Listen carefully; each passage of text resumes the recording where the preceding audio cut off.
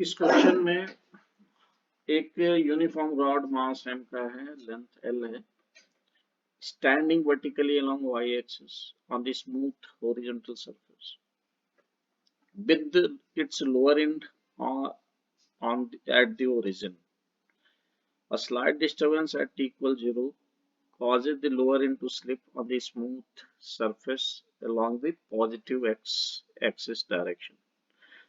Lower end starts sliding along the positive x-axis direction and the rod start falling. So first part of this question is, what is the path followed by the center mass of the rod during its fall? So पहले diagram में देखिए, rod के ऊपर जो forces लग रहे हैं वो उसका वेट डाउनवर्ड और एक normal contact force B end पे अपवर्ड लग रहा है. सो हॉरिजॉन्टल डायरेक्शन में रॉड पे कोई फोर्स नहीं लग रहा है. इट मींस रॉड का centre of mass vertically downward fall करेगा. रॉड के सेंटर मास का हॉरिजॉन्टल डायरेक्शन में कोई डिस्प्लेसमेंट नहीं होगा क्योंकि हॉरिजॉन्टल डायरेक्शन में कोई फोर्स नहीं लग रहा, तो centre mass vertically downward fall करेगा. So this is the answer of the first part of the question. Now let us see part B of this same question. In this question, we have to find the equation of the trajectory of a point on the rod at the distance r from the lower end, that is from the B end. So we have to find the trajectory of this point. I have taken point P from the distance. We have taken the point P at a distance r from the point B.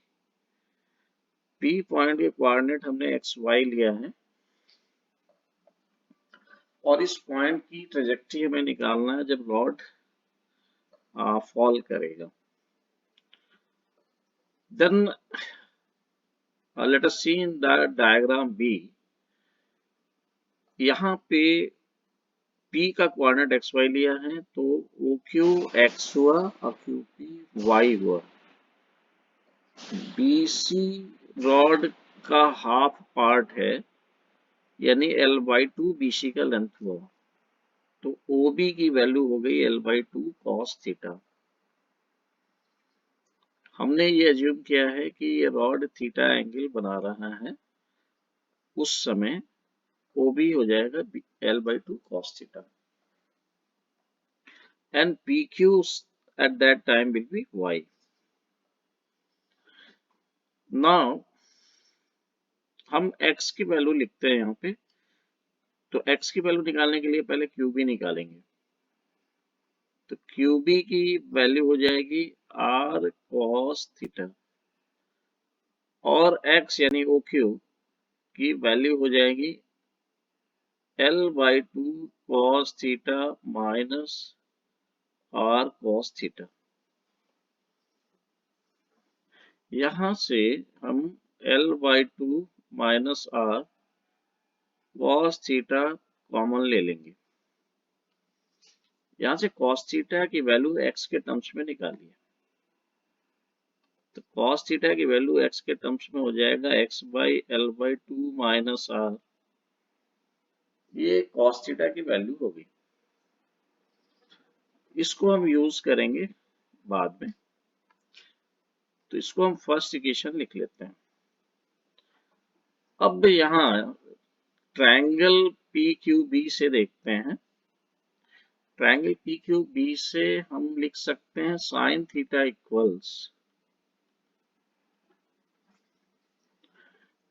y by r. तो यहां से y की value हम लिख सकते हैं, actually हमको sine theta के टर्म्स में ही लिखा रहने दें.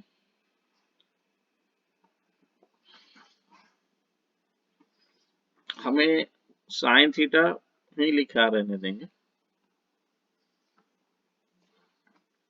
और इसको हम इक्वेशन सेकंड एज्यूम करते हैं. अब हमें पॉइंट P की ट्रेजेक्टरी चाहिए, तो ये पैरामेट्रिक इक्वेशंस हमें दिख रहे हैं, यहाँ से थीटा एलिमिनेट करना होगा। तो एलिमिनेट करने के लिए फर्स्ट कॉस स्क्वायर थीटा और साइन स्क्वायर थीटा को ऐड कर लेंगे। कॉस स्क्वायर थीटा और साइन स्क्वायर थीटा को ऐड कर लेंगे। यहां से हमें मिलेगा x square by l by 2 minus r square plus y square by r square. Cos square theta plus sine square theta 1 हो जाएगा। इस तरह से हमें ट्रेजेक्ट्री की एक पी पॉइंट की ट्रेजेक्ट्री की इक्वेशन मिल जाएगी। दिस इज 1 और ये ट्रेजेक्ट्री इलिप्टिकल होगा। ओके बेटा, समझ में आया होगा मेरे ख्याल से।